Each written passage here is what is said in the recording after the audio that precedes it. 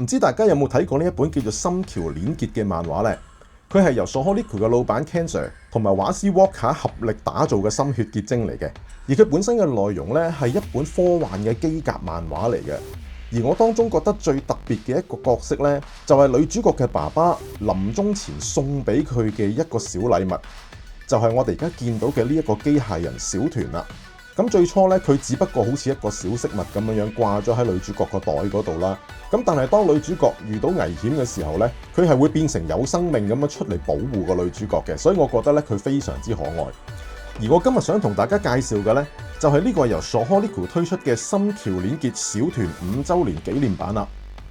咁我哋睇翻個盒啦，首先我哋見到 Open Window 就會見到呢一個小團嘅 figure 喺入邊啦。咁呢度咧就有佢漫畫入邊嘅一個戰鬥模式嘅樣嘅。冇錯啦，佢係會變成呢個戰鬥模式嘅。咁而後面咧，亦都見到會 show 晒佢入邊嘅配件出嚟。開咗盒之後，我哋除咗見到 figure 嘅本體之外啦，我哋仲會見到有3對嘅手型嘅。另外仲有一啲武器嘅 effect parts， 另外咧仲會有一個鎖匙扣喺度嘅。另外入邊亦都當然會有一份嘅說明書啦。咁我哋就先睇睇呢個小團嘅 figure 啦。咁咧，其實攞上手咧都有啲份量嘅，因為咧佢好多地方咧都係用咗合金嚟做嘅，所以咧佢個金屬成分係非常之高嘅。而佢嘅高度咧係還原翻漫畫入邊1:1嘅比例係9 cm 高嘅。之後咧，我哋就玩下一啲佢堅密嘅地方啦。首先咧，只要撳一撳額頭呢個位咧，佢係有着燈嘅功能嘅。咁我哋閂燈睇下啦，會見到佢除咗額頭之外咧，佢個眼珠都係會着燈嘅。而另外一個得意地方就係咧，佢個眼珠咧係可以移動嘅。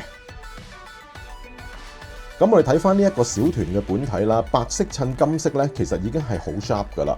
而我自己最中意咧，就係佢頭側邊個耳仔呢個位上面嗰啲雕刻係非常之精細嘅。而背後咧同樣有呢一啲紋喺度。跟住落嚟咧，我哋就玩下佢最堅密嘅地方啦。呢一個 figure 咧，佢係一個連動變形嘅功能嘅。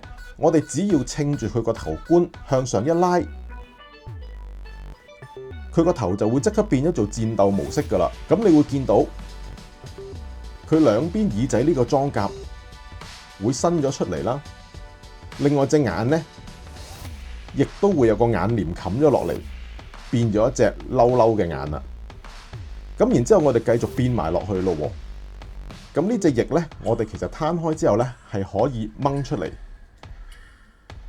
咁樣攤開嘅，然之後個頭我哋可以稍為拉高少少，咁就增加咗個活動範圍啦。然之後咧，隻腳亦都可以拉出嚟。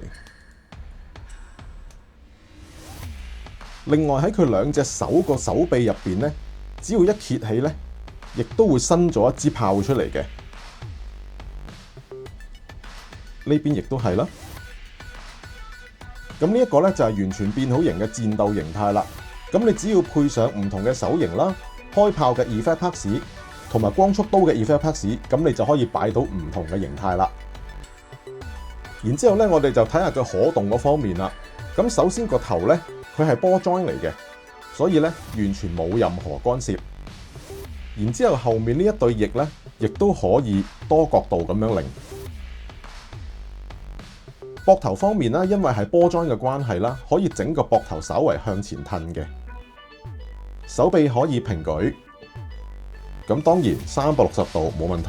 上臂可以轉動嘅，手踭位屈曲90度，拳頭入邊都係波 join 嚟嘅，所以亦都可以轉得。條腰亦都幾靈活嘅，左右擰完全冇問題啦。可以打側咁樣喐啦。屈前嘅角度大約係咁多，向後屈咧就唔算好多嘅啫。跟住到隻腳方面啦，髖關節可以向下拉，咁你可以踢到更加多嘅角度，亦都可以稍為向前後褪。大腿位置亦都可以水平轉，膝頭哥關節可以向後90度。另外成個腳掌可以屈前屈後，另外亦都可以做到一個貼地嘅效果，亦都可以稍為左右轉。好啦，以上咧就係呢一個心橋鏈結小團5週年紀念版嘅介紹啦。我自己本身咧好中意佢呢個1:1嘅比例啦。平時擺喺台頭陪住我做嘢，或者加埋佢呢一個鎖匙圈扣喺個袋嗰度咧，一樣咁靚嘅。不過講真，我就唔捨得扣住佢拎出街啦，一陣間跌咗就慘啦。咁另外攞上手佢全金屬嗰種感覺咧，個手感的確係唔錯嘅。